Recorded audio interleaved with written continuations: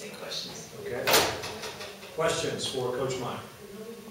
Coach, I read a quote of yours where you were talking about, I don't know if the team's ever gone from not being in the tournament to being a 3 seed.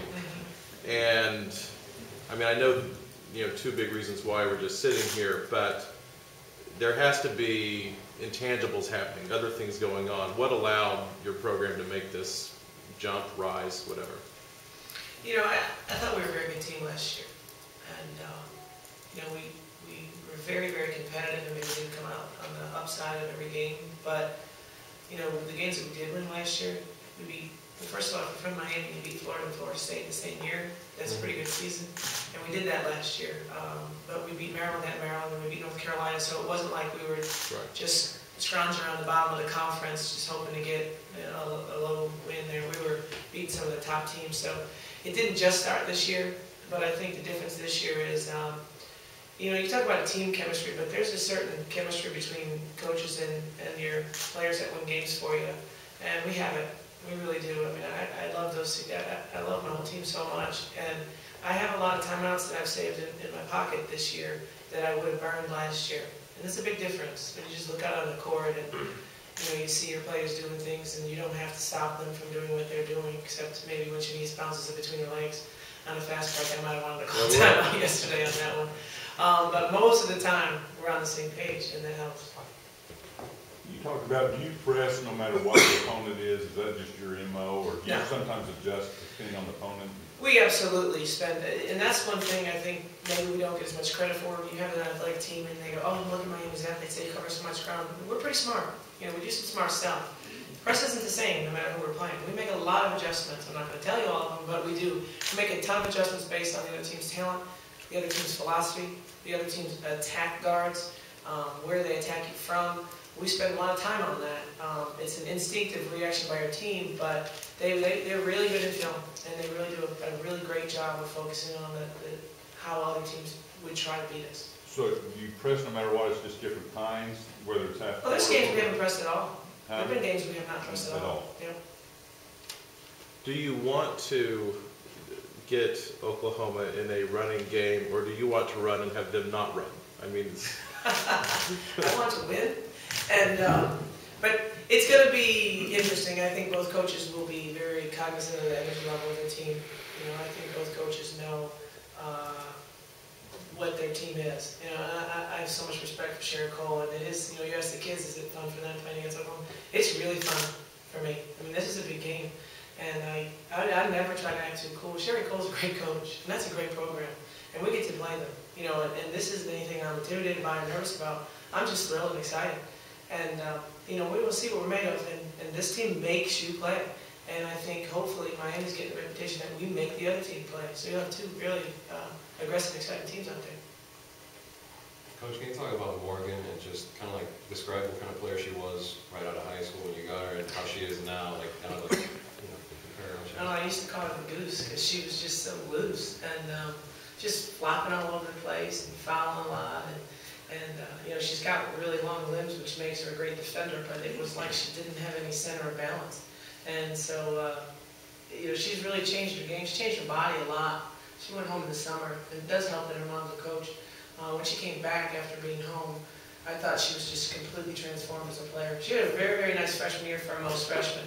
But when we were Miami and we were, at the bottom of the conference, and we had another McDonald's All-American coming in, they got to come in and go right away. And she had a very great season for a freshman, but we needed a little bit more from her freshman year, and she knew that, so she took it on herself to change it and be a huge impact player for us this year.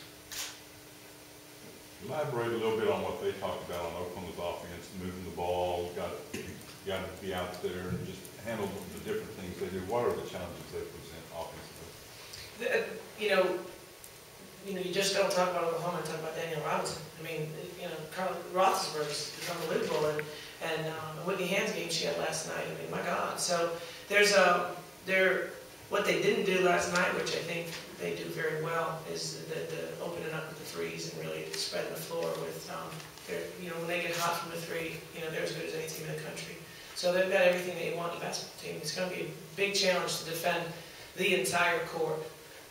And that's, you have to defend the entire court at a very high pace. Their pace of play You know, we run, but their pace of play, even in their quarter, is impressive. Katie, beyond the success of the team and the one-loss record, what is it about this group that makes it a special team to you? There's so much I could say right there, but they really, it's so raw and it's so authentic. And I keep saying that about this team. They are exactly who they are. I am exactly who I need to be with them. Like, there's no change from practice versus having dinner together versus watching film together. I mean, they have great personalities. We just celebrate who they are, and I think that really helps in the basketball court because they do play with a little bit of the flair. You know, when they play like zombies that don't have a personality, we lose. And when they just bring it and they're themselves, and we keep saying be Miami, but being Miami is just a colorful, flavorful group of kids, and I just really enjoy it. To only lose 4 games and 2 in the conference. I mean, Oklahoma, when it's very good, is very good, but Oklahoma's lost a lot of games. They've struggled to play at that high level all the time. Has your team, what has allowed you guys to be at a level anyway where you only lose 4 games all season? Oh, well, first of all, let me address Oklahoma's losses. I mean, it's a great resume of losses right there, so they don't have me fooled with those losses. I mean, there's many teams in the country that have lost every single one of the games Oklahoma lost. So they had a very, very tough schedule, and so there's a difference right there. It really is. I think in the conference for us, the most impressive thing we did was after we lost to Duke, not losing again, and the pressure was on us. We lost at Duke and had to then look and go, well, let's see, how could we possibly get a conference championship out of this season with 6 games left? And we ran those 6 games straight through without a break, and just absolutely were beat up, played a ton of minutes, got through it, and when we won at Georgia Tech, you know, I was like, oh my gosh, you know, that was to try to know that you couldn't drop another game if you wanted to share the conference championship. And to pull that off was remarkable for us. Well, what you're describing is interesting because I think maybe a program that winning 25 games is old hat to, you know, the 2 seed at their conference tournament isn't going to kill them, but you wanted a conference title. I mean, is that part of building the program? We wanted to win every game that was left on our schedule.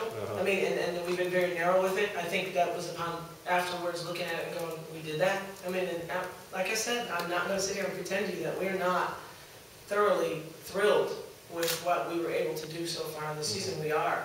I don't think that takes away from any type of focus or any type of professionalism as we approach our next game. Not at all.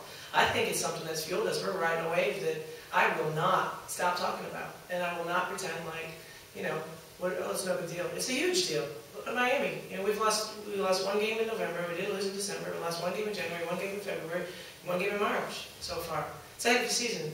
And I think it's great. And we'll talk about it with the team and say, you know, this is who we are when we win, and this is who we are when we lose, and make sure we play the way that we need to play in order to win. Coach, one thing everybody's going to zero in on is that was your first NCAA win in like 18 years. They've been to back-to-back Final Fours. They've got like 25. How big a factor is that one team's got a lot of NCAA experience and the other one does not? Well, obviously, you know, the advantage of Oklahoma on that one. I mean, of course, they've got kids who've been in the Final Four. You know, I mean, we were in the WNIT championship last year, and that was a great experience for us, but I don't think it matches up to the Final Four. But the thing that's different is, right now, 2 teams. What are your strengths? What are your weaknesses? You're playing in Charlottesville, period. It's 1 game. And I can get my team very focused and very narrow, and that's where we are right now. We play Oklahoma tomorrow in Charlottesville, period. And we got to match up with them.